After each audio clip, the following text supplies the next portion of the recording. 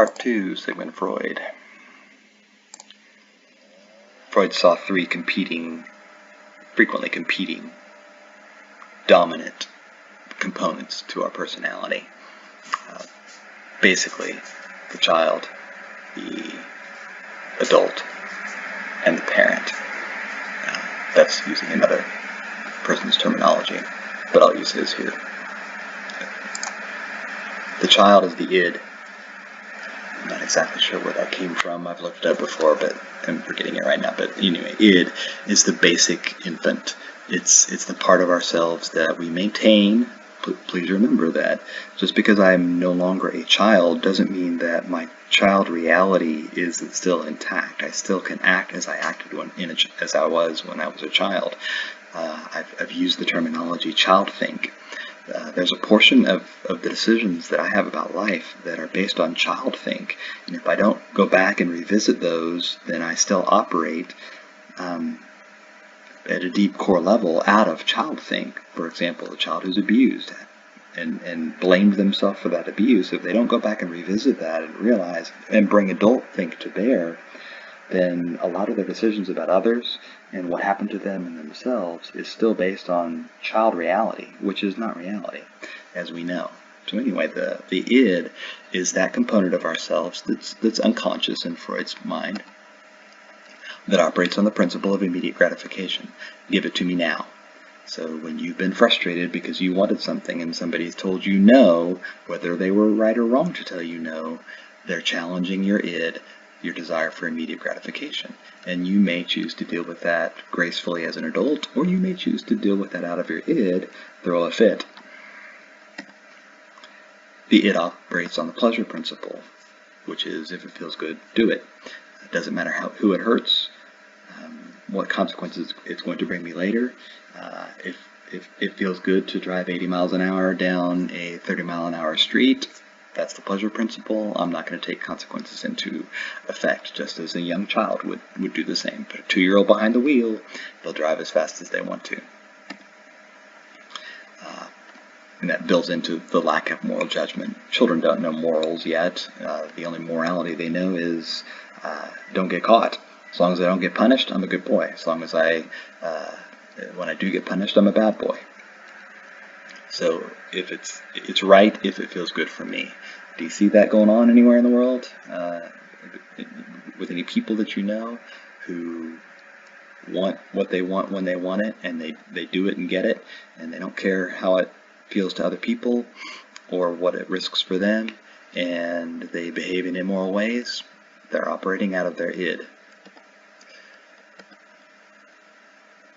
The superego, we're not born with it, but it develops over time, Freud said early on, as we learn, as our id comes up against our parents. As our parents begin to put rules upon us, our superego develops in our reaction to their rules. You can picture maybe as the devil that sits on one shoulder and the angel that sits on the other shoulder, and the devil is saying, do it, it feels good, it'll make you feel good, prompting you to do things that are dangerous or whatever. And the angel says, no, you should be nice, you shouldn't do that, you should forgive them, and those kinds of things. The angel would be akin slightly to the superego. However, Freud said that as children, we view somebody who's coming in to control us as harsh and dominant, and we respond painfully to that. So he said that the internalization of parental values and rules is more like a sledgehammer than a wand. That rather than an angel, it's a warrior priest who pulls out a sword every time we misbehave, and so the devil whispers in our ear one thing, and the superego hits us over the head and says, how dare you, what a horrible thing to do. However, it is the internalization of our values and morals. Are you super hard on yourself? Do you rake yourself over the coals when you make a mistake? That's your superego. Rather than being gentle with you, usually we're very, very harsh critics of ourselves. Freud would say that's the superego punishing us. Sometimes we have a conscience that's gentle. Most of the time we have a conscience that's harsh, judgmental, and demeaning. And there's the harsh and berating. Now, superego, ego, constantly clashing. They're both equally strong in most people. And if my id says, I want to do this, and my superego says, you're a horrible person, then I would be frozen. I would be constantly feeling guilty and ungratified. So we said around the age of 7 or 8, our ego begins to develop. Remember that the ego means self. So superego is the super self. The ego is the self. And the self emerges as a referee between the id, between the superego. How can I gratify some of the urges of my young, free-wheeling self while still gratifying the superego's need to feel just and moral? So you can picture it as a referee, negotiates agreements, and allows for self-preservation within the reality principle. The reality principle is there are some things that I want that I can't have. But also the reality principle says that when I make mistakes and do things out of my id, out of my base desires, that doesn't necessarily mean I'm an evil, horrible, corrupted person. It just means sometimes I make mistakes. Sometimes I choose to buy the $40,000 car rather than the $30,000 car. That doesn't make me an idiot or an evil person. It might make me just irresponsible. Bringing it full circle to the iceberg model, remember the unconscious and the conscious mind. The conscious mind is the tip that sticks out. The unconscious is the vast majority of who we are. Guess where the id lives and where the superego lives. I don't always know that it's my id baby self that's expressing itself. I don't always know that my superego is berating me constantly. Usually that's protected information. The ego exists in both realms. The ego exists in the unconscious mind where it's constantly negotiating agreements, and those agreements are allowed to bubble forth into my conscious mind in a very gentle way. An example. You're sick and tired of listening to this lecture and you're about to click out because you want to go play a video game. Your superego comes in and says, well, you're a worthless student. If you can't listen to this entire little clip, then you might as well drop out of school. The ego comes in and says, whoa, whoa, whoa, it's almost over. Just because you're bored, superego, that doesn't make you a bad person. Tell you what, id, how about after this, you stop, go play video games for 30 minutes. That'll give you a little bit of a break. Superego, we'll come back after 30 minutes and we'll start again.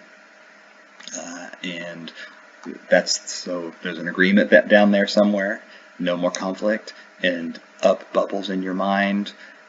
You know what? After this, I'm going to go play Fortnite for 30 minutes. But then I'm going to come back and do this.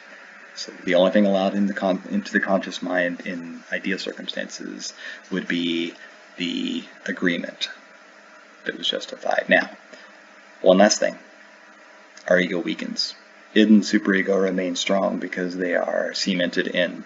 The ego weakens at night after we've come up with agreements all day long. When we're sick, when we're stressed, the ego becomes weaker and stops being able to negotiate agreements, so we're harder on ourselves and we make more unrealistic pleasure principle decisions, which is the id and the superego threatening to become conscious. Well, we don't want them to become conscious. I don't really want to know how stern my superego is and how whiny, cryy my baby self is. And so that creates anxiety.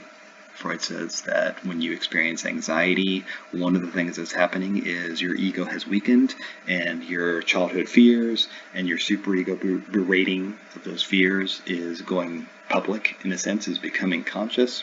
And so it says the last gasp effort to stop that from happening are defense mechanisms like rationalization and denial and projection, blaming others for the same feelings that you have.